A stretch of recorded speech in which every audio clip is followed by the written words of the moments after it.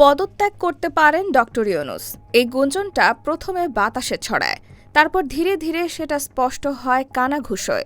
পাড়ার চায়ের দোকান থেকে শুরু করে সোশ্যাল মিডিয়া পোস্ট সবখানে ঘুরপাক খাচ্ছে একই প্রশ্ন, ডক্টর মোহাম্মদ ইউনূস কি পদত্যাগ করতে যাচ্ছেন? অথচ এমন গুঞ্জন তো বিগত ৯ মাসে বহুবার শোনা গেছে। তবে এবারের গুঞ্জনে একটা অদ্ভুত সংকেত আছে। এ যেন কেবল গুঞ্জন নয়, এক তিক্ত অভিমান, এক সম্মান বাঁচানোর তাড়না, যা বলছে আমি চলে যাচ্ছি কারণ তোমরা আমাকে থাকার উপযুক্ত পরিবেশ করনি। স্বাধীনতার পর ৫০ বছরেও যখন জনগণ একটি অন্তত সৎ ও কাঠামোগত সংস্কারমুখী নেতৃত্ব পেল না, তখনই ডক্টর ইউনূস এসেছিলেন কোনো রাজনৈতিক দলের হয়ে নয়, বরং এক নতুন সম্ভাবনার দূত হয়ে। কিন্তু তিনি কি পেলেন? ক্ষমতা নেয়ার ১০ মাসের ভেতরই সবার এই চাই সেই চাই, অবরোধ, ব্লকেড, মার্চ টু যমুনা। এই রকম সংবিধান চাই, ওই রকম সংবিধান চাই, সাথে রাজনৈতিক দলগুলোর নির্বাচনের প্রেসার। যে দেশে গুম, খুন, লুট, দখল আর চাঁদাবাজি স্বাভাবিকতায় মিশে গেছে, সেখানে রাজনীতি মানে কেবল ক্ষমতার ভাগাভাগি। সেখানে ডক্টর ইউনূস এসেছিলেন ভিন্ন কিছু দিতে, অথচ শুরু থেকেই তার পথ রোধ করা হয়েছে।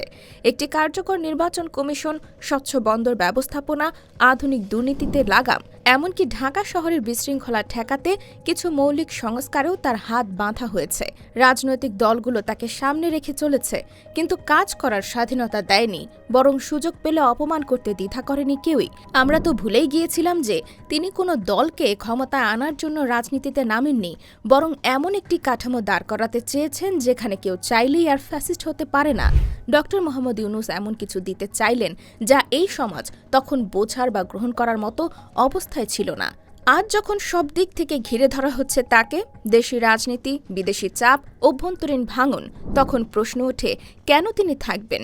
যেখানে কেউ বলে না আমরা আপনার পাশে আছি ডক্টর ইউনূস, সেখানে তার থাকার প্রয়োজনটা কোথায়? উনি হয়তো আয়না নিয়ে এসেছিলেন অন্ধের দেশে। সমাজ ছিল না সেই আয়নায় নিজেকে দেখার সাহস বা প্রস্তুতিতে। তাই যখন বারবার বাধা এসেছে, অপমান এসেছে, গুজব লেগেছে, তিনি তখন চুপ থেকেছেন। কিন্তু আজ হয়তো তিনিও ক্লান্ত, হয়তো ভাবছেন এই জাতির ভাগ্য তিনি আর বদলাতে পারবেন না। তাই হয়তো তিনি বিদায় নিতে চাইছেন নীরবে। হয়তো একদিন হুট করেই শোনা যাবে ডক্টর ইউনূস চলে গেছেন।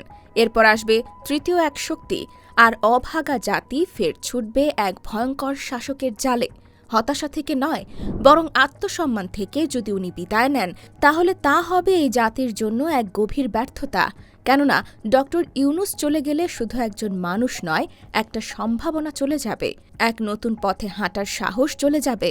তার বিদায়ে কেউ কেউ স্বস্তি পাবে ঠিকই, কিন্তু একদিন হয়তো এই জাতিই ফিরে তাকাবে আর দীর্ঘশ্বাস ফেলে আফসোস করবে, এদেশের মানুষ ভালো শাসক ডিজার্ভ করে না।